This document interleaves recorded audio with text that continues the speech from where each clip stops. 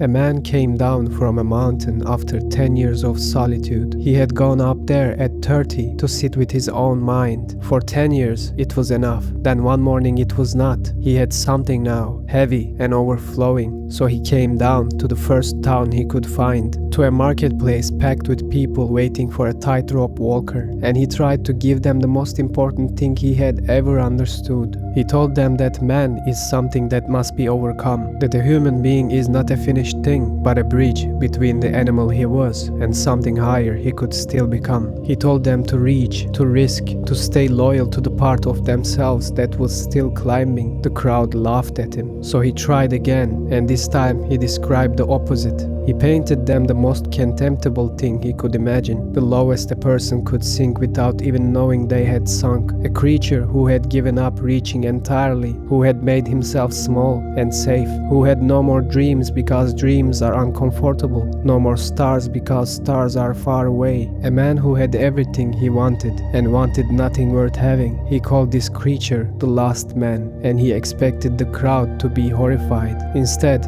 they lit up. They interrupted him, shouting, "Give us this last man, make us into these last men. You can keep your overcoming." And they cheered, delighted, because he had described to them not a nightmare, but a paradise. That man was Zarathustra, the prophet Friedrich Nietzsche invented to say the things he could not say in his own voice. And that scene is the most accurate prophecy of the modern world anyone has ever written. Nietzsche showed a crowd the death of the human spirit, dressed up as a comfortable life, and the crowd asked where they could sign up. We signed up. Start with the one gesture that defines the whole creature. He blinks. We have invented happiness, say the last man. And they blink. The blink is the satisfied, half-asleep flutter of a person who is comfortable and slightly bored and has never in his life been pierced by anything. A great work of art, a terrible loss, a question that should keep him awake for a week. All of it lands on the surface of him and slides off.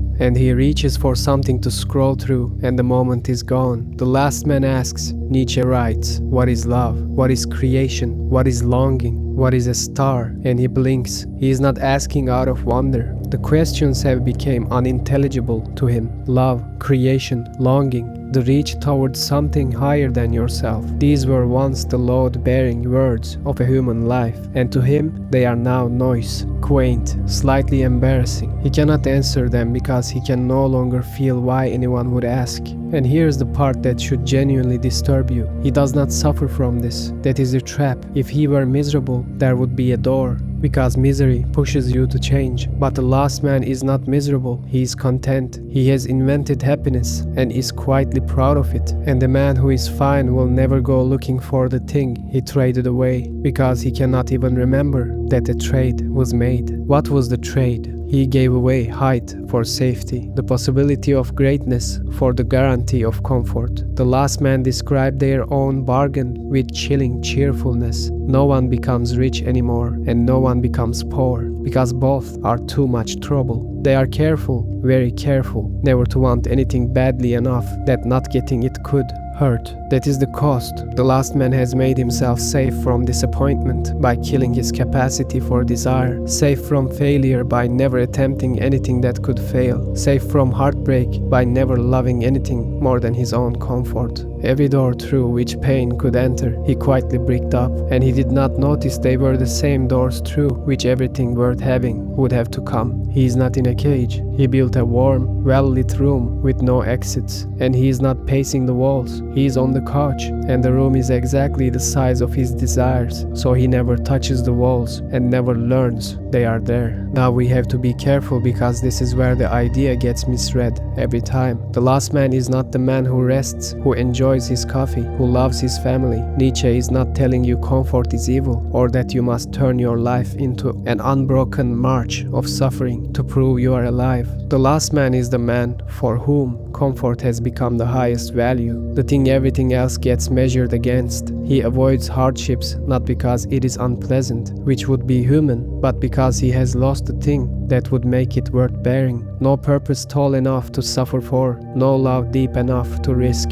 no work important enough to ruin a comfortable evening over. The comfort is not the disease. The comfort is what rushes in to fill the space where the purpose used to be. Nietzsche gives it away in one line. The last man take a little poison now, and then for pleasant dreams, and a lot of poison at the end for a pleasant death. A pleasant death is the last man's idea of a good death, and it tells you everything. Because a person who has ever been on fire for anything does not ask, at the end, for the fire to be pleasant. He asks whether it was worth it.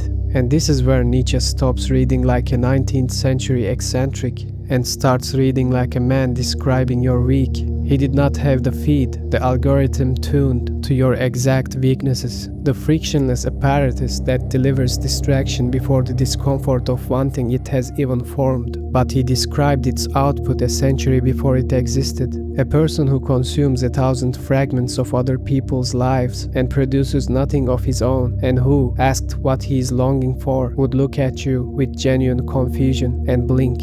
Tocqueville feared the same thing, a soft power that would not break men, but keep them in a kind of permanent childhood. The thing that ends us will not arrive us as a catastrophe. It will arrive us as an amenity, and we will cheer, the way the crowd cheered in the marketplace. We have invented happiness, we say, and we blink. And it is harder than it looks. You cannot defeat the last man in an argument. Tell him his life is empty, and he will tell you, truthfully, that he feels fine. Tell him he is asleep, and he will point out, correctly, that he is rested and you are not. He wins every exchange, because he has redefined winning as comfort. You cannot rescue a man who feels no lack.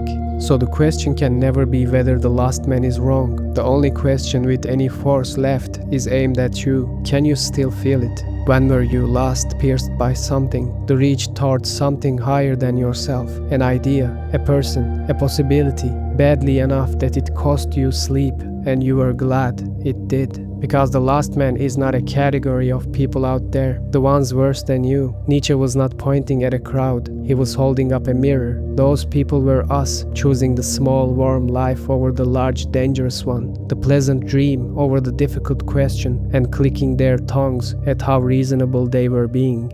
He is not telling you to throw away your comfort. That is the loud, stupid version. The last man's problem was never that he was comfortable. It was that he stopped wanting anything comfort could not give him. Then forget he had ever wanted more. Then mistook the forgetting for peace. So this is the one thing worth taking from the marketplace. Notice the blink. Catch yourself in the flutter of the eyes that have stopped looking. The reflexive reach for the thing that makes the next 10 minutes frictionless. The quiet relief when a hard question turns out to have an easy answer that lets you stop thinking about it. The blink is not a verdict, it is a moment, and it happens 100 times a day, and every single time, for 1/2 second, you are still allowed to keep your eyes open instead. Zarathustra finished speaking, and the crowd was still cheering, and he understood he had come down the mountain too early. So he stopped offering it to them and left to look for the few who were still climbing. The crowd never noticed he was gone. They were comfortable. They were fine. They are still cheering. The only question that was ever yours to answer is whether you are cheering with them, or whether somewhere underneath the comfort there is still something in you that heard the word, star, and just for a second refused to blink.